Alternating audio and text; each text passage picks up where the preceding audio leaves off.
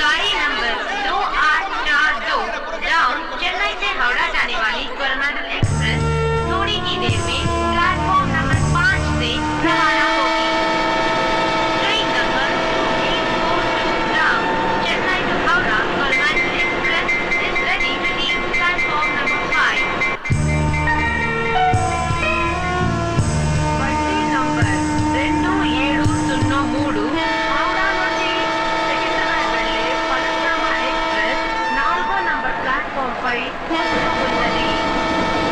Train number 2703 Howrah to Secunderabad Falaknama Express is arriving on platform number 4. गाड़ी number 2703 Howrah से सिकंदराबाद जाने वाली फलकनामा एक्सप्रेस 4 नंबर प्लेटफॉर्म पर आ रही है।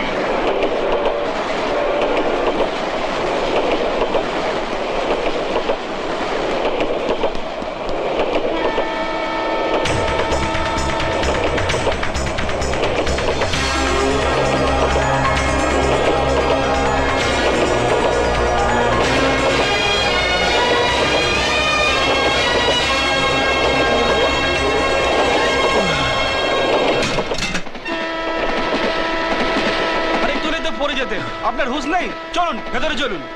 আপনাকে দেখে বাঙালি মনে হচ্ছে। হ্যাঁ, আমার নাম বিজয় রায়, কলকাতা যাচ্ছি। আমরাও তো কলকাতা যাচ্ছি।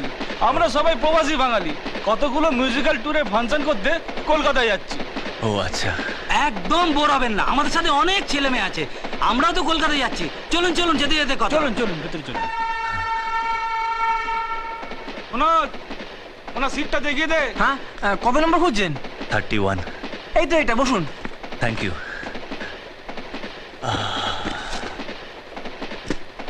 নে শুরু কর। দেখা না अरे सोचा ना मेरे रस्ते निशाने पे ना कदमों में तेरे निकले मेरा दम बस यही अरमान देखा ना अरे सोचा ना मेरे रस्ते निशाने पे ना कदमों में तेरे निकले मेरा दम बस यही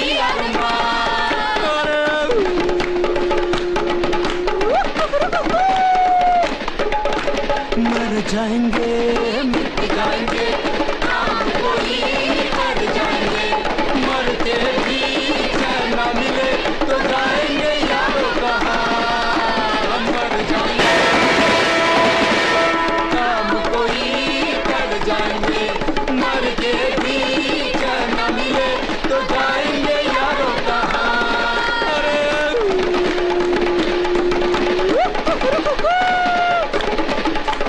देखा ना है रे सोचा ना मेरे रस्ते निशाने पे जा कदमों में तेरे मेरा दम है।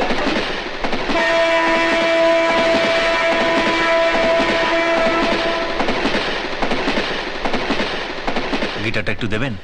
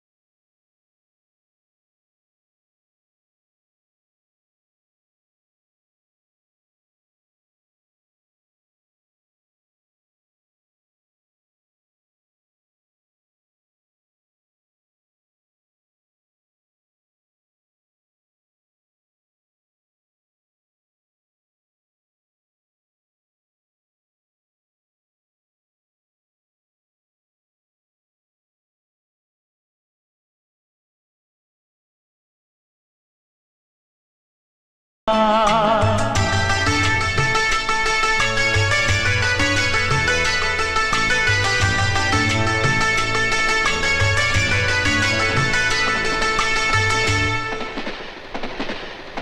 ফ্যান্টাস্টিক।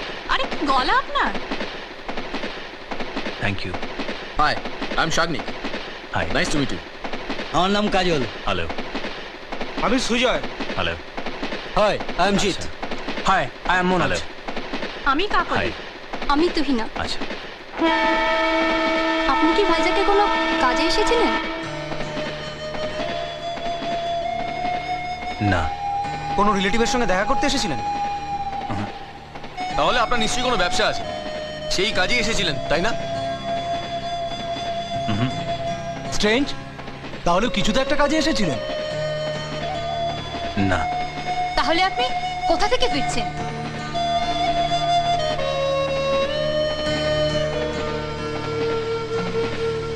জেল থেকে।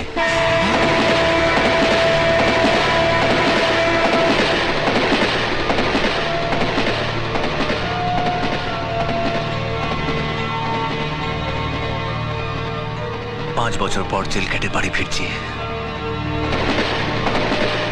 না না, এটা আপনি ঠিক বলছেন না। আরে উনি আর কি করছেন? কি দাদা, ঠিক বলছি তো? আসল কথাটা বলুন না দাদা, কেন শুধু শুধু আমাদের সঙ্গে যোগ করছেন? এই, ওর মুখ দেখে কিন্তু মনে হচ্ছে না যে ও আমাদের সঙ্গে যোগ করছে। প্লিজ তোরা ওকে বিরক্ত করিস না। সত্যি করে বলুন না কি হয়েছিল? 5 বছর আগে কেন আপনাকে জেলে যেতে হয়েছিল? বলুন না প্লিজ।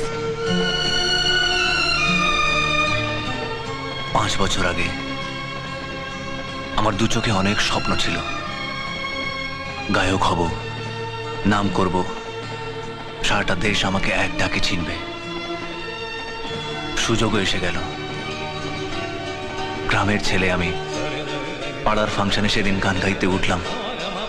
হাজার হাজার দর্শকের মাঝে আমি গান গাইলাম। বড় বড় শিল্পীদের মধ্যে আমার গান দর্শকদের ভালো লাগলো।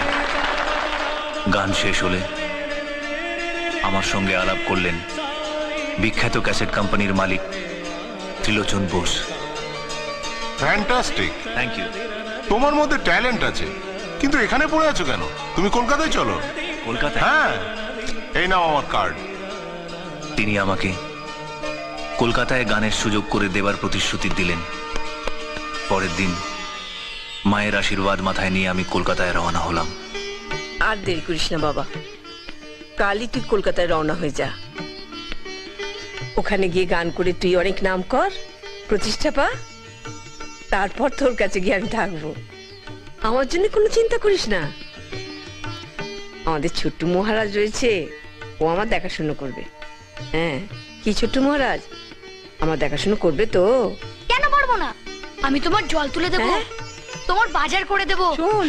দিন রাত তোমার সেবা করব। হ্যাঁ, বিজয় দাদা ভাইয়ের মতো আমিও তো তোমার আরেকটা ছেলে। দাদা ভাই, তুমি মার জন্য কলকাতা থেকে মাসে মাসে টাকা পাঠিও। আচ্ছা। ব্যাস, আর কোনো চিন্তাই করতে হবে না। ঠিক বলছিস তো? হ্যাঁ মা, হ্যাঁ, তোমরা এখানে চালিয়ে নিতে পারবে তো? পারবো পারবো, তুই আমায় নিয়ে অত ভাবিস না তো। দেখ বিজয়, আজ তুই 10 জনের একজন হতে চলেছিস। আমি কি তোকে আঁচলে বেঁধে রাখতে পারি বাবা? বল, তোকে ছেড়ে থাকতে আমার যে কত কষ্ট হবে তা আমি কাকে বোঝাই বলতো?